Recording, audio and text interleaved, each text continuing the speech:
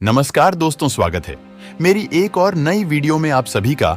आज जो हम यह वीडियो लेकर आए हैं ये प्लूटो प्लेनेट के बारे में। हमारे व्यूवर्स डिमांड कर रहे थे प्लूटो प्लेनेट के बारे में बताएं। हमारे व्यूवर्स की डिमांड पर हम लेकर आए हैं ये वीडियो। आज हम इस वीडियो में जानेंगे डिटेल से प्लूटो प्लेनेट के रहस्य के बारे में। जैसा कि आप लोग सभी जानते हैं, हमने अपनी पिछली वीडियो में सौर मंडल और उनके 8 ग्रह के बारे में हमने आपको बताया था, लेकिन हमने प्लूटो प्लेनेट के बारे में कोई भी जानकारी नहीं दी थी।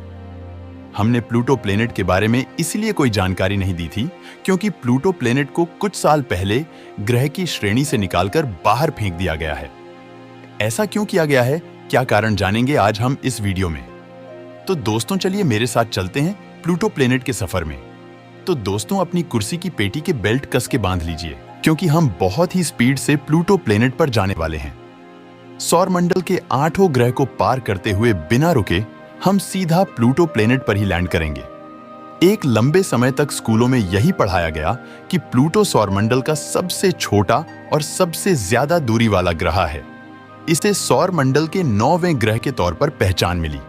साल 2006 से पहले हमारे सौर मंडल में 9 ग्रह हुआ करते थे, यानी वैज्ञानिकों ने सूर्य की परिक्रमा करने वाले 9 ग्रहीय पिंडों को ग्रहों का दर्जा दिया हुआ था। वह 9वां ग्रह था प्लूटो या यम, जो सूर्य से सबसे दूर है और छोटा सा भी है, और बुध प्लेनेट से भी छोटा है। यानी जब तक इसे प्लेनेट ए का दर्जा मिला हुआ था तब तक सौर मंडल का सबसे छोटा प्लेनेट बुध नहीं बल्कि प्लूटो था। अमेरिकी वैज्ञानिक क्लाइड डब्ल्यू टॉमबॉग ने 18 फरवरी 1930 में प्लूटो की खोज की थी, लेकिन इसका प्लूटो नाम 11 साल की लड़की ने किया। लड़की का नाम था वेनेशिया बर्ने और वो ऑक्सफोर्ड स्कूल ऑफ लंदन में 11वीं की स्टूडेंट थी। जब नामकरण की बारी आई तो वैज्ञानिकों ने लोगों से इसका नाम रखने की बात कही।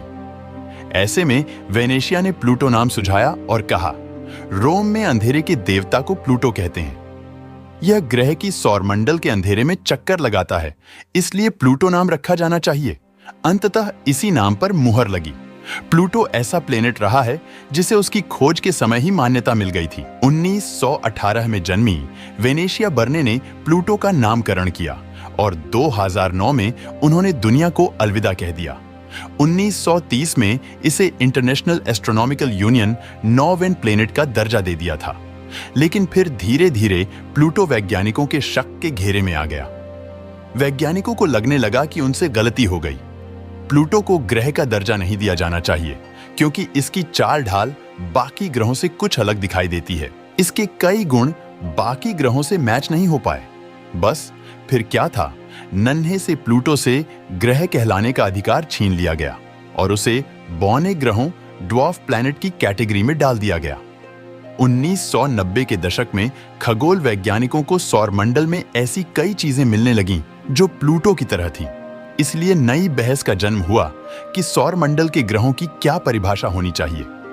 कुछ वैज्ञानिक ऐसे भी थे जिन्होंने तर्क दिया कि प्लूटो काफी छोटा है, चांद से भी बहुत छोटा, इसलिए इसे सौर मंडल का ग्रह नहीं माना जाना चाहिए। इस बहस का अंत करने के लिए वैज्ञानिकों ने कॉन्फ्रेंस का आयोजन किया। 2006 में चेक रिपब्लिक की राजधानी प्राग में 2500 खगोलविद इकट्ठा हुए और ग्रह को नए सिरे से परिभाषित किया गया। किसी ग्रह को सौर मंडल का ग्रह कब माना जाएगा, इसके लिए 3 मानक तय किए। पहला, उसका सूर्य की परिक्रमा करना अनिवार्य है। दूसरा, उसे कम से कम इतना बड़ा होना जरूरी है कि खुद के गुरुत्व बल के गोलाकार हो जाए। और तीसरी शर्त थी कि वह दूसरे एस्टेरॉयड से अलग होकर खुद स्वतंत्र कक्षा तैयार कर सके। तीनों शर्तों को मानक के रूप में दर्जा देने के लिए बाकायदा मतदान भी दिया। अधिकतर खगोलविदों ने इन तीनों मानकों पर अपनी मुहर लगाई। चौंकाने वाली बात यह थी कि इन तीनों ही मानकों पर प्लूटो खरा नहीं उतरा। इस तरह इसका 9वें प्लेनेट होने का दर्जा छिन गया। इस घटना के बाद पिछले कई सालों में इसे वापस वही मान्यता देने की बात उठी। कुछ वैज्ञानिकों ने सुझाव दिया कि प्लूटो को 9 ग्रहों से अलग करना एक गलती थी, इसलिए इंटरनेशनल एस्ट्रोनॉमिकल यूनियन की परिभाषा को रद्द करके इसके वापस वही दर्जा दिया जाए। फिलहाल अब तक यह संभव नहीं हो पाया है। तो चलिए आज हम इसी प्लूटो की कुछ विशेषताओं के बारे में जानेंगे। पहाड़ों, घाटियों, मैदानों, गड्ढों और शायद ग्लेशियरों के साथ प्लूटो एक जटिल और रहस्यमयी दुनिया है। प्लूटो लगभग 1400 मील 2380 किमी चौड़ा है। यह संयुक्त राज्य अमेरिका की चौड़ाई का लगभग आधा या पृथ्वी के चंद्रमा की चौड़ाई का 2/3 है। प्लूटो केपर बेल्ट नामक क्षेत्र में औसतन 3.6 बिलियन मील 5.8 बिलियन किमी दूर पृथ्वी से लगभग 40 गुना दूर रहकर सूर्य की परिक्रमा करता है। प्लूटो सूर्य से 3.7 बिलियन मील 5.9 बिलियन किलोमीटर या 39 एस्ट्रोनॉमिकल यूनिट्स दूर है। एक एस्ट्रोनॉमिकल यूनिट सूर्य से पृथ्वी की दूरी को कहते हैं। इतनी दूरी से सूर्य के प्रकाश को प्लूटो तक जाने में 5.5 घंटे लगते हैं। प्लूटो पर एक वर्ष 248 पृथ्वी वर्ष है। प्लूटो को सूर्य का एक चक्कर लगाने में 248 साल लग जाते हैं। प्लूटो पर एक दिन 153 घंटे या लगभग 6 पृथ्वी दिनों तक रहता है, यानी प्लूटो लगभग 6 पृथ्वी दिनों में अपनी धुरी पर एक बार घूम जाता है। प्लूटो के 5 चंद्रमा हैं जो प्लूटो की परिक्रमा करते रहते हैं: कैरन, निक्स, हाइड्रा, केरबरोस और स्टाइलक्स। इनमें से सबसे बड़ा चंद्रमा है कैरन चैरन, जो प्लूटो के आकार का लगभग आधा है।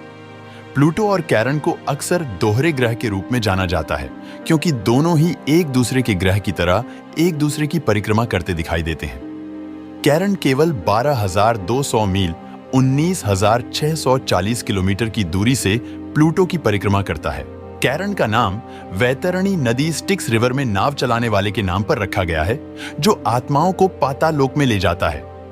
प्लूटो के अन्य 4 चंद्रमा बहुत छोटे हैं। वे 100 मील 160 किलोमीटर से भी कम चौड़े हैं। इसी के साथ वे अनियमित आकार के भी हैं, यानी कैरन की तरह गोलाकार भी नहीं है। प्लूटो में कोई रिंग सिस्टम यानी छल्ले नहीं है। प्लूटो पर नाइट्रोजन, मीथेन और कार्बन मोनोऑक्साइड से बना पतला वातावरण है। वातावरण में नीले रंग और धुंध की अलग अलग परतें हैं। सूर्य से बहुत दूर होने के कारण प्लूटो की सतह बहुत ठंडी है, -375 से -400 डिग्री फ़ारेनहाइट, -226 से 240 डिग्री सेल्सियस, इसलिए वहां जीवन मौजूद नहीं हो सकता है। हालांकि प्लूटो का आंतरिक भाग गर्म है और कुछ वैज्ञानिकों को लगता है कि इसके अंदर एक महासागर भी हो सकता है। प्लूटो पृथ्वी के चंद्रमा के व्यास का लगभग 2/3 है और संभवतः पानी की बर्फ के आवरण से घिरा एक चट्टानी कोर है। इसके कम घनत्व के कारण प्लूटो का द्रव्यमान पृथ्वी के चंद्रमा के द्रव्यमान का लगभग 1/6 हिस्सा है। प्लूटो की सतह पर पहाड़ों, घाटियों, मैदानों और गड्ढों की विशेषता है। प्लूटो के सबसे ऊंचे पहाड़ 6,500 से 9,800 फीट 2 से 3 किलोमीटर ऊंचे हैं। पहाड़ पानी की बर्फ के बड़े खंड हैं। कभी कभी मीथेन जैसी जमी हुई गैसों की परत के साथ 600 किमी तक लंबी घाटियां इस दूर के बौने ग्रह की दिलचस्प विशेषताओं में शामिल हैं। प्लूटो पर देखे गए सबसे प्रमुख मैदान जमी हुई नाइट्रोजन गैस से बने प्रतीत होते हैं। बाकी ग्रहों की तुलना में सूर्य के चारों ओर प्लूटो ऑर्बिट असामान्य है। इसकी कक्षा अंडाकार और झुकी हुई दोनों है। जब प्लूटो सूर्य के करीब होता है तो इसकी सतह की बर्फ ठोस से सीधे गैस में बदल जाती है और ऊपर उठकर अस्थायी रूप से एक पतला वातावरण बनाती है। प्लूटो का कम गुरुत्वाकर्षण पृथ्वी का लगभग 6% इसके वायुमंडल को अधिक ऊंचाई तक फैलाता है। अंडाकार पथ पर परिक्रमा करते हुए साल में एक निश्चित समय पर प्लूटो सूर्य से बहुत दूर हो जाता है। इस दौरान वह इतना ठंडा हो जाता है कि इसके वायुमंडल का बड़ा हिस्सा जम सकता है। लगभग सभी ग्रह लगभग पूर्ण चक्रों में सूर्य के चारों ओर घूमते हैं, लेकिन प्लूटो नहीं करता। यह अपने केंद्र के पास कहीं भी सूर्य के साथ एक अंडाकार आकार का मार्ग लेता है। हालांकि बुध की कक्षा भी थोड़ी टेढ़ी मेढ़ी है, लेकिन प्लूटो जितनी भी नहीं है। प्लूटो की कक्षा वरुण या नेपच्यून की कक्षा की तुलना में कभी सूरज के ज्यादा पास होती है और कभी कम। साथ ही इसकी कक्षा बाकी ग्रहों की कक्षा की तुलना में ढलान पर भी है। इसी के साथ प्लूटो का आकार बहुत ही छोटा है, बुध से आधे से भी छोटा है ये बस। इन सब बातों से खगोल वैज्ञानिकों के मन में शंका बैठ गई थी कि कहीं प्लूटो वरुण नेपच्यून का ही तो कोई भागा हुआ उपग्रह नहीं। हालांकि ऐसा भी कुछ नहीं निकला। लेकिन फिर साल 2006 में अंतरराष्ट्रीय खगोल संघ द्वारा दी गई ग्रहों की नई परिभाषा की सभी शर्तें प्लूटो पूरी न कर सका और तब उसे ग्रह मानने से इनकार कर दिया गया। नासा का न्यू होराइजन्स मिशन प्लूटो पर जाने वाला नासा का पहला और अब तक का एकमात्र मिशन है। इस मिशन के तहत न्यू होराइजन्स अंतरिक्ष यान को 19 जनवरी 2006 को लॉन्च किया गया था। यह अंतरिक्ष यान 2015 में प्लूटो के पास से गुजरा था और 2019 में अंतरिक्ष यान ने हमारे सौर मंडल के बाहरी क्षेत्र में आगे बढ़ने से पहले एक अन्य कुइपर बेल्ट दुनिया अराकोथ का दौरा किया। तो दोस्तों, प्लूटो प्लेनेट का सफर यहीं पर अब समाप्त करते हैं। मैं उम्मीद करता हूं यह सफर आपको मेरे साथ बहुत अच्छा लगा होगा।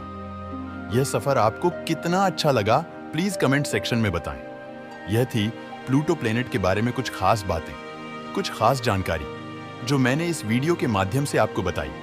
मैं उम्मीद करता हूं यह वीडियो, यह जानकारी आपको जरूर पसंद आई होगी। यह वीडियो आपको पसंद आई हो तो प्लीज मेरी वीडियो को लाइक कीजिए और मेरे चैनल पर नए आए तो मेरे चैनल को सब्सक्राइब कीजिए और इस वीडियो को अपने दोस्तों के साथ शेयर भी कीजिए। तो दोस्तों, मैं आपसे लेता हूं इजाजत। अब मैं आपसे मिलूंगा एक नई वीडियो में एक नई जानकारी के साथ। तब तक के लिए बाएं आप लोग खुश रहे, ईश्वर से यही प्रार्थना करता हूं और मेरी यह वीडियो देखने के लिए आप सभी का धन्यवाद।